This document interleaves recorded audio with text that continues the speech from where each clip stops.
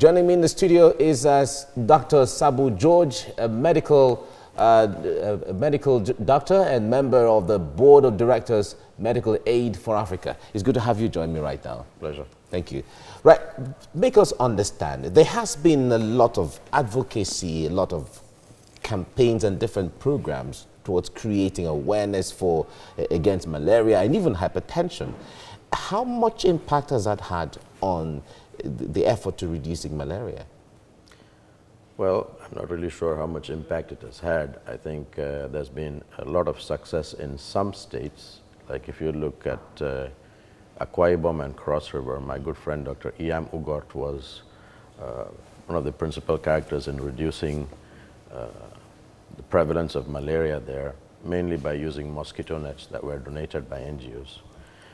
It's much easier to prevent it than treat it. And that's, you can have a much bigger impact by providing mosquito nets to people. All right. So precisely, what is Medical Aid for Africa? What are you doing to contribute to this effort? Okay, so Medical Aid for Africa actually was started at the suggestion of my nephew about 6 years ago. Right. And me and my two brothers, we were all born here.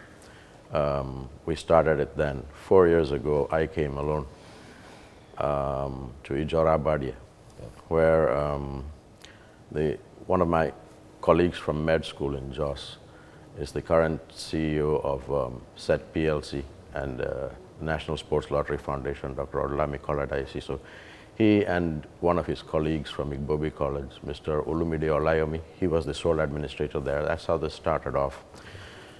And initially when we met him, we met the day before, and he had mentioned that he pays for the pickup of about 3 to 5 bodies a month in the Ijora Badia area. So I asked him, where were these bodies found? Were they stabbed or shot? Or he said, no, it looked like they just dropped dead. And it didn't strike me at the time. But I saw 800 people over 3 days in that first mission. Of the 800 people that I saw, 200 of them had systolic blood pressures greater than 200.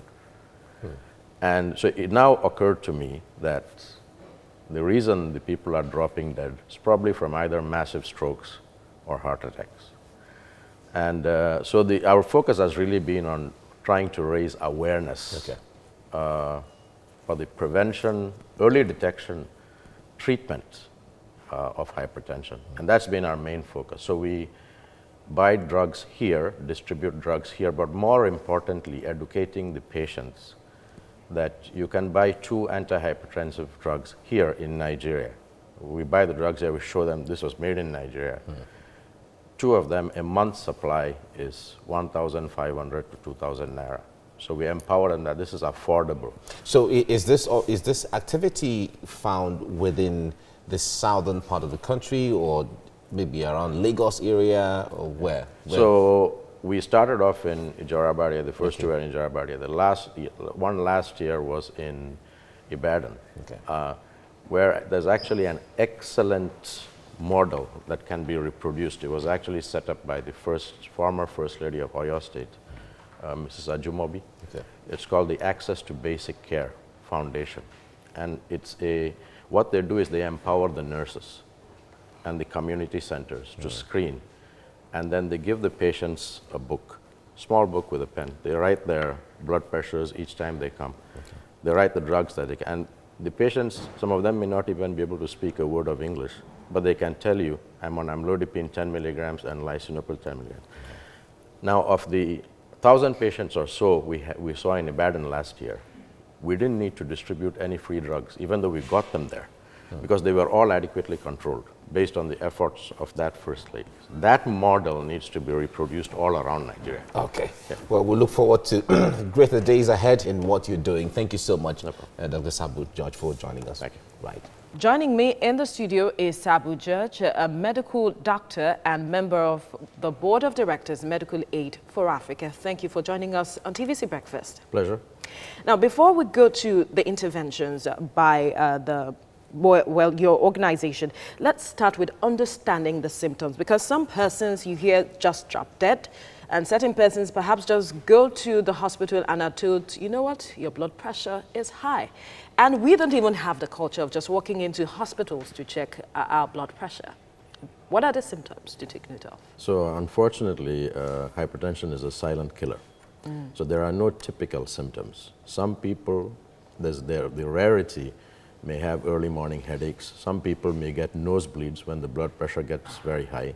Wow. But unfortunately, most people know they have high blood pressure only when they get their blood pressure checked. But it's very easily treated. So if you just go to any of the local health centers, or my understanding is actually many pharmacies offer routine blood pressure screenings. You can easily get it checked. It doesn't cost anything. Now, how has it been creating awareness? Has it been challenging? Because, like I said earlier, we do not have that culture of walking into hospitals to do medical checks, so to speak. Yeah, so again, I'll go back to what I said earlier, which is the foundation set up by the former First Lady of Oyo State, Mrs. Ajumobi, is something that really should be reproduced across everywhere in Nigeria. They have something called the Access to Basic Care, where they empower nurses to screen anyone who comes in for high blood pressure. They give them a small book.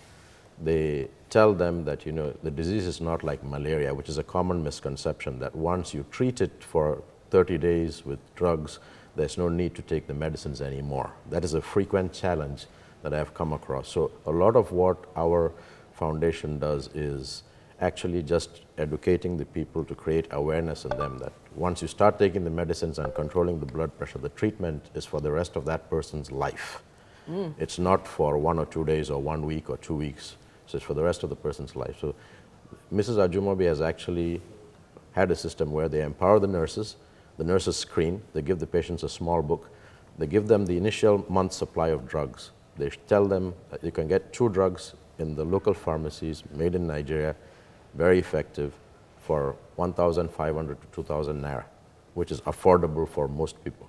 So it's something that's very commendable. How about the other drugs? And is there a system in place where these people are monitored to ensure that they keep up with their treatment or taking their drugs? Sure. So that same program that they have in Ibadan, the patients come back every 2 to 3 months. And they come back, they may not know a word of English, but they can tell you exactly which 2 medicines they're on. And it was really commendable because even in the US, you don't get the degree of adherence to the medicines, the degree of compliance that I saw in Ibadan. It's really commendable. And they follow up with them, they can tell them, you know, continue taking your medicines. They write their blood pressures each time they visit. The patients carry the books with them, the names of the medicines. So it creates awareness in all the populace that I've seen over there. Now, these books, if they cannot speak a word of English, are they translated in other languages so that people can really understand what is written in them? So what basically write in them are the names of the drugs, the number of milligrams, and the blood pressure on each visit. So I guess there's some use to translating it to other languages. All right, we have to leave it at this point. Sabu George, Medical Director, Board of Directors, Medical Aid for Africa. Thank you for your time. Thanks. And joining me in the studio now is Sabu George, a medical doctor and member of the Board of Directors, Medical Aid for Africa. It's good to have you join me, Dr. George. Now, your organization has been trying to reach out to people, you know, trying to also bring down the number and the prevalence of malaria, hypertension, and all of that. What do you really ultimately, what do you really stand to? What's your projection? Well, the ultimate goal, the ideal, is to get everybody screened to see whether their blood pressures are high, and to encourage awareness in everyone to have their blood pressures checked, and if they are high, to get treated, and also to understand that the treatment is lifelong. You can control the disease, you can't cure it. There are certain things that you can do that will help it. You may reduce the dosage by losing weight and so on and so forth. But the main thing is increase the awareness across every segment of the population. That should be the ideal goal. All right. Approximately how many people have you impacted so far since this project started? So again, each time me and my brother and the rest of our team come, we see about 600 to 800 patients. But we're here for a few days and then we leave.